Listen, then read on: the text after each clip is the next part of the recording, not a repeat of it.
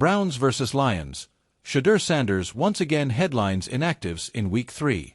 As the Cleveland Browns and Detroit Lions approach game time in their Week 3 matchup, they have released their inactive lists, as they usually do. For the Browns, quarterback Shedeur Sanders is once again the emergency third quarterback, while defensive tackle Mike Hall Jr. was ruled out for them in this game.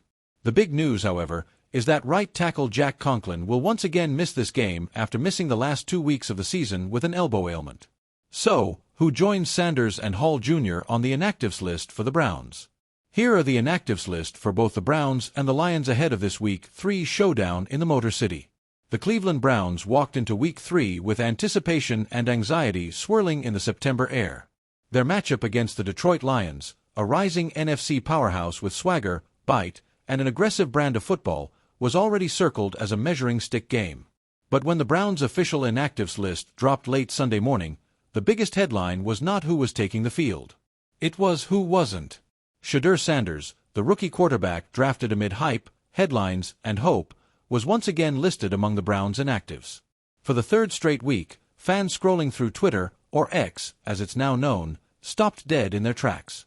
Their prized prospect, the son of Hall of Famer Deion Sanders, was dressed in team-issued gear but without pads. He would not be part of the action in Week 3 against the Lions. And with that revelation, the drama surrounding Cleveland's quarterback room deepened. The build-up to Week 3. In many ways, this was not just another Sunday.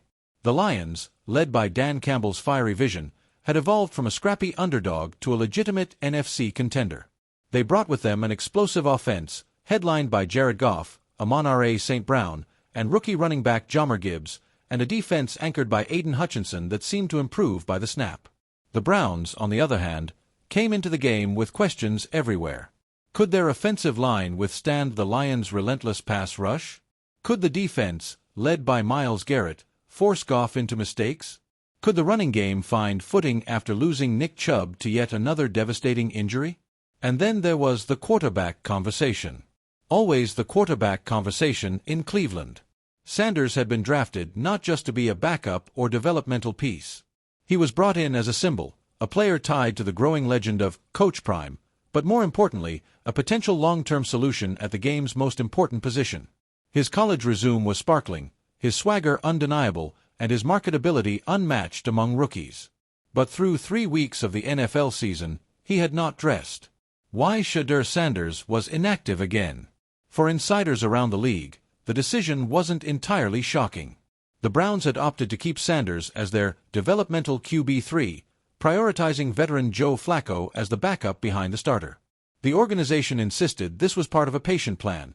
Let Sanders learn, let him digest the playbook, let him adjust to the speed of the NFL game before throwing him into the fire.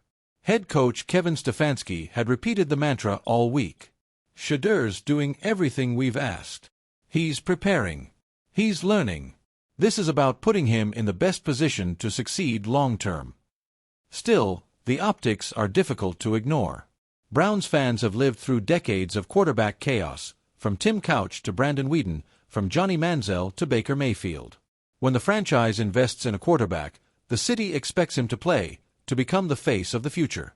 Watching Sanders in a hoodie while Flacco warmed up stirred uncomfortable emotions. Some analysts speculated the Browns simply didn't trust Sanders with live snaps yet, especially behind a makeshift offensive line missing starters.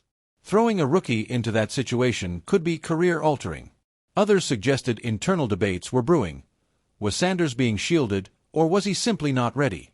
The game without him. Without Sanders available, the Browns leaned once again on their veteran starter. The offense tried to establish rhythm, but the Lions' defense was merciless. Hutchinson terrorized the pocket, forcing rushed throws and swarming the run game. The Browns' offensive scheme seemed cautious, built around short passes and conservative reads, an approach that only underscored the frustrations of those calling for Sanders' electric playmaking. On the sideline, cameras caught Sanders several times. He was engaged, holding a tablet, talking to teammates, clapping after plays. But to fans, those images were bittersweet. The stadium buzzed with chants at odd moments, "We want Shedeur."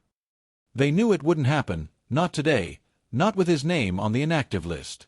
The Lions controlled much of the game, flexing their physicality and discipline. While Cleveland's defense fought valiantly, the offense sputtered, leaving the Browns unable to mount the kind of explosive response necessary to keep pace. By the time the final whistle blew, the narrative was already clear. Detroit was for real, and Cleveland was still searching. Fan reactions. Frustration boils over. Social media lit up after the inactive report, and it only grew louder as the game unfolded. Fans and pundits alike vented their confusion. Why draft Shedeur Sanders if you're going to sit him every week? If Joe Flacco is our plan B, then what's the point? Stefanski is protecting him, but from what? Let the kid play. Cleveland talk radio on Monday morning was blistering. Some callers defended the decision, saying the organization had finally learned patience.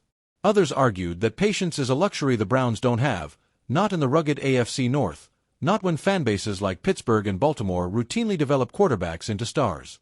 The discourse around Sanders has now split the fanbase into camps. Those who believe he's the franchise's inevitable savior and must be protected, and those who see him as the shot of adrenaline needed now, regardless of growing pains. The business of Shedeur Sanders. Another layer complicating the situation is Sanders' unique marketability.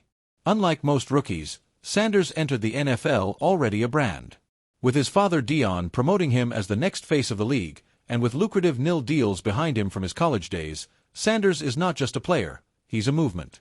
Every inactive designation delays his on-field debut, but it also builds anticipation.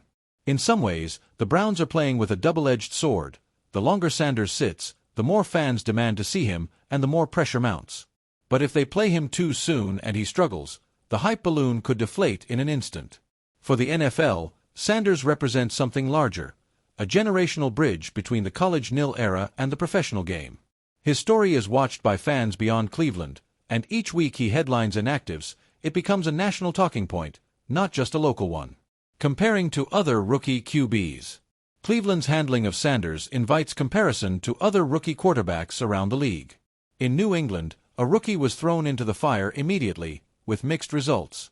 In Minnesota, the coaching staff opted for a slow play, easing their young signal caller into action behind a veteran.